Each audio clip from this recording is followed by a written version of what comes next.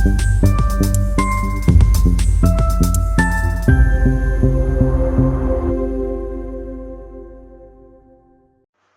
पत्रकार कल्याण मंच की शिमला में राष्ट्रीय संगोष्ठी आज से 20 फरवरी तक टोहाना,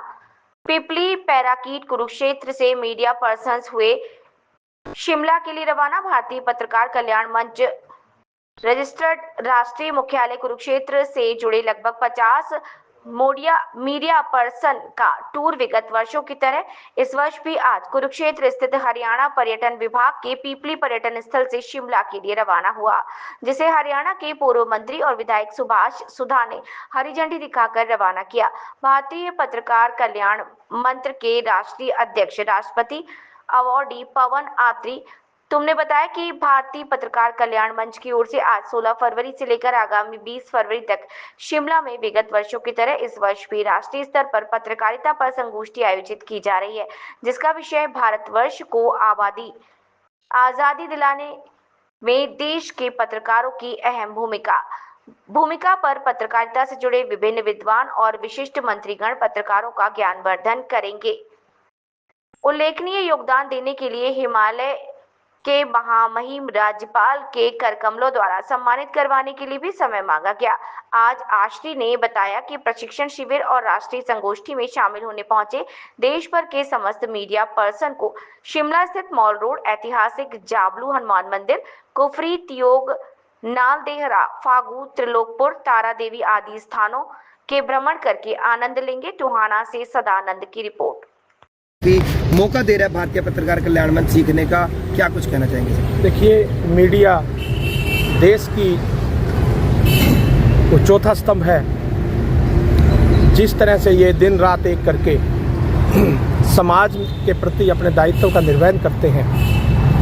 इनकी सत्यापन की जो खबरें समाज को मजबूत करने का काम करती है।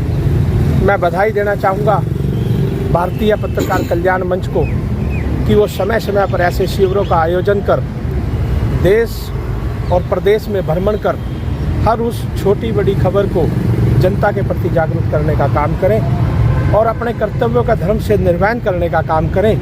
ताकि आपके द्वारा छपी हुई खबर समाज में एक अहम भूमिका निभाए और समाज को जागृत करने का काम करे और अधिकारों से वंचित रहने वाले उन वर्ग को और मजबूती देने का काम करे। बहुत बहुत बधाई के पात्र हैं। ये सदा समाज के बीच में रहकर समाज की समस्याओं को उजागर करने का काम करते हैं। धन्यवाद सर। एक भारतीय पत्रकार कल्याण मंच क्या के भारतीय, जहां हमारे देश की प्रतिष्ठा का सवाल होता है, भारतीय पत्रकार कल्याण मंच, ये गरिमा इतनी बड़ी है कि इसमें जुड़े हुए व्यक्तित्व,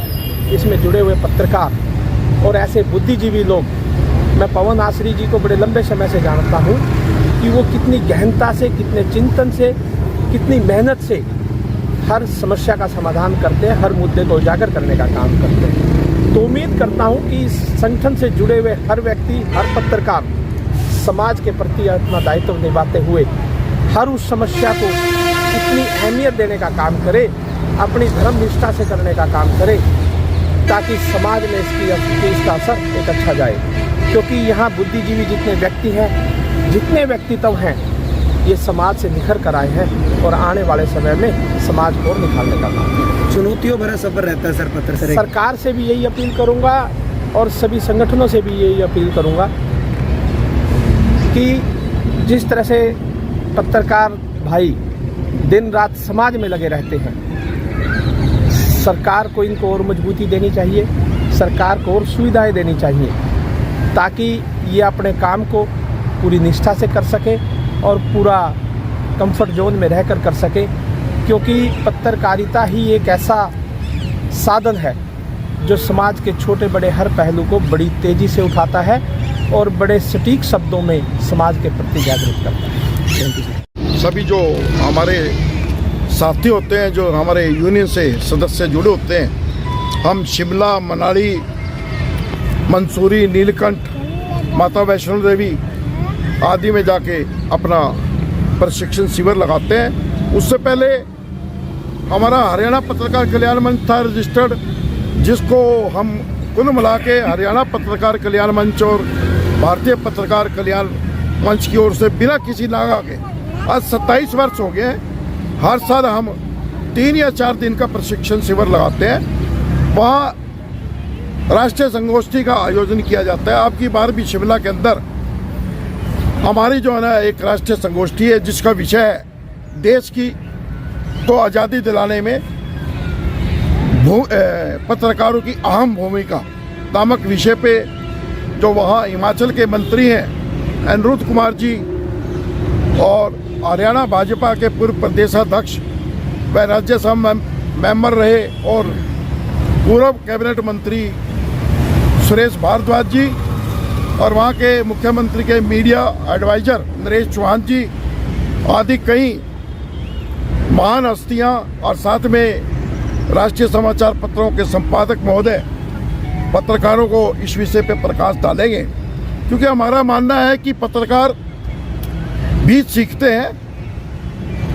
क्योंकि कोई भी काम छोटा बड़ा नहीं होता, हर आदमी किसी न किसी से सीखता है। हम वहाँ 4 दिन रहते हैं। अब आपको पता है कि अगर एक दिन बारात आ जाए, मैरिज आ जाए, दोपहर का लंच होता है, शाम को भी लोग किस प्रकार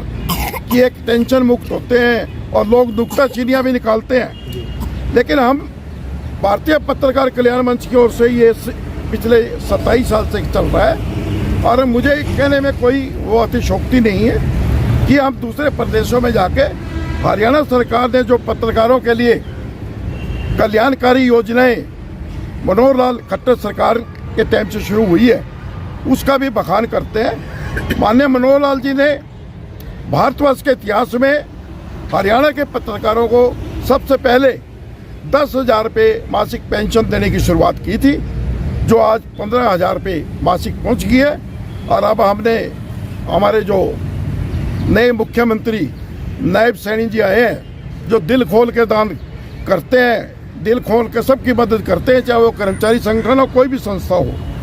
तो उनसे भी हमने अनुरोध किया है कि हमारे पत्रकारों की पेंशन भी 15,000 से बढ़ा के